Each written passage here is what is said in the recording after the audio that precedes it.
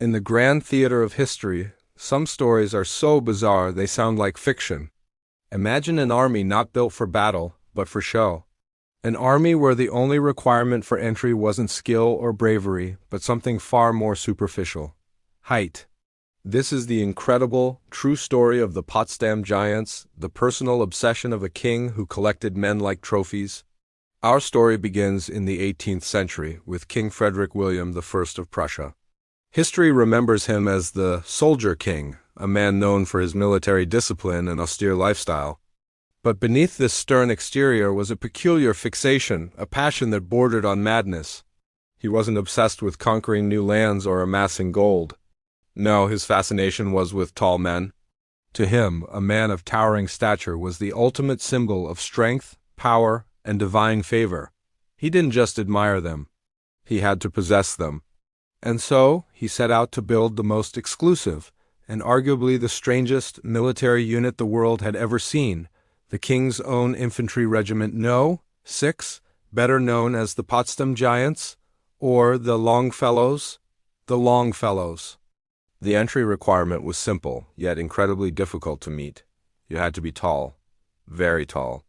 The minimum height was set at 6 Prussian feet, which is roughly 6 feet 2 inches or 1.88 meters by modern standards.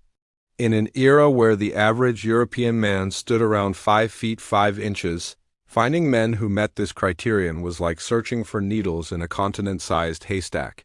But the king was determined. He dispatched recruiters to every corner of Europe, armed with royal decrees and deep pockets. Their mission was to find and acquire the tallest men they could, by any means necessary. These recruiters became like bounty hunters for height. They combed through villages, taverns, farms, and ports, from Ireland to Russia. Their methods ranged from persuasion to outright deception and even kidnapping. If a man was tall enough, he was a target. Some were lured with promises of immense wealth. The king was willing to pay exorbitant sums for his Longfellows. The taller a man was, the more he was worth.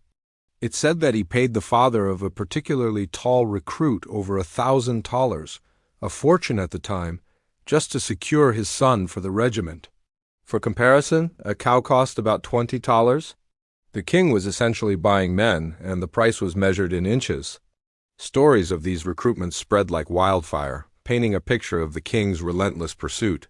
Foreign rulers, hoping to curry favor with the Prussian monarch, would sometimes send their tallest subjects as diplomatic gifts. The Russian Tsar Peter the Great, himself a man of considerable height, once sent a gift of over 50 of his tallest soldiers to Frederick William. But not all recruitment was so diplomatic. One of the most infamous stories is that of James Kirkland, an Irishman who stood over 7 feet tall. He was working as a footman for the Prussian ambassador in London. Lured onto a ship with the promise of a better job, Kirkland was drugged. He woke up to find himself at sea on his way to Prussia, involuntarily enlisted in the king's army of giants. He was a prisoner of his own height. Similar tales of abductions were common. A tall Austrian diplomat was snatched right off the street. A towering carpenter was seized from his workshop. No tall man was safe from the king's obsession. Life as a Potsdam Giant was a surreal experience. On one hand, they were the king's prized possessions, treated with a strange mix of favor and cruelty. They received high pay, good food, and lived in comfortable barracks. Their uniforms were spectacular bright blue coats, red breeches, and towering grenadier caps made of bearskin, designed to make them look even more impossibly tall. The king adored them. He would often visit them, sometimes just to gaze at them in admiration. He even commissioned portraits of his favorite giants, which he hung in his palace like family photos. He knew each of them by name and took a personal interest in their well-being, or so it seemed. He referred to them as his blue children, but this affection had a dark side. The king's obsession went beyond simple collection. He wanted to create a self-sustaining source of giants. He began a bizarre breeding program, forcing his tall soldiers to marry women who were also of exceptional height. He hoped that these unions would produce a new generation of towering children to fill the ranks of his regiment. The king would personally officiate these arranged marriages, believing he was playing God, engineering a race of giants. However, Genetics proved to be more complex than he understood, and the program largely failed to produce the consistently tall offspring he desired. When nature didn't cooperate, the king's obsession turned even more sinister. Frustrated by the limits of genetics, he turned to mechanical means. Some of the shorter members of the regiment, men who were only 6 feet tall, were subjected to a gruesome stretching rack. This medieval-style torture device was supposedly designed to add a few precious inches to their height. The men were strapped in, and the machine would pull at their limbs. The process was agonizingly painful and often resulted in permanent joint damage, crippling injuries, or even death. The screams of these men were a testament to how the king's passion had devolved into pure cruelty. His love for his blue children was conditional. They were valuable only as long as they fit his perfect towering image. For all the effort, expense, and cruelty that went into creating this regiment, one might assume they were Prussia's most formidable fighting force. But the truth is, the Potsdam Giants almost never saw battle. The king was too afraid of losing his precious collection. They were not soldiers of war. They were soldiers of spectacle. Their primary duty was to march in parades, stand guard at the royal palace, and serve as a living, breathing display of the king's power and peculiarity. When foreign dignitaries visited, the giants would be trotted out, their imposing presence meant to intimidate and impress. They were the ultimate status symbol, a living army of human ornaments.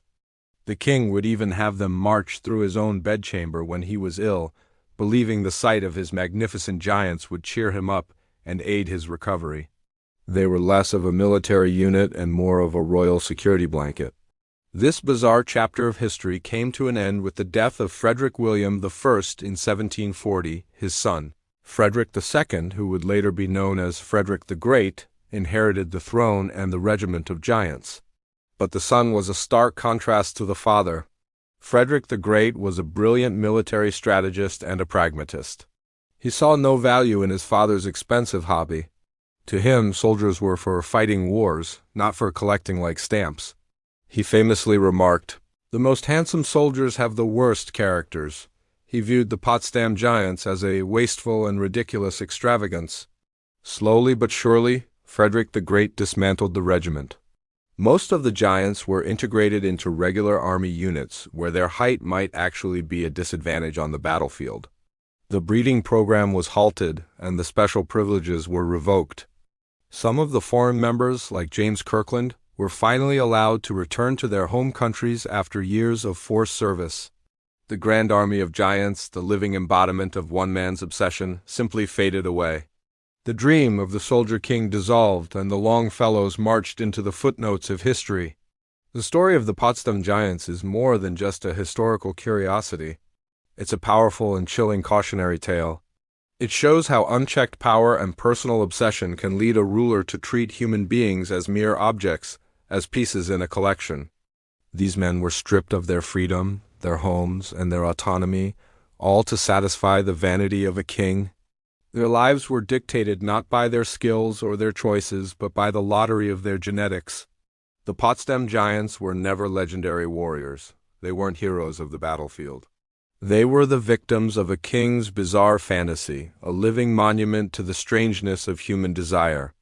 Their legacy serves as a reminder that behind the grand tapestries of power and royalty, there are often deeply personal, and sometimes deeply disturbing, human stories. Thank you for watching. If you found this strange piece of history as fascinating as I did, don't forget to like this video, subscribe to the channel, and hit the notification bell for more incredible stories from the past. See you next time.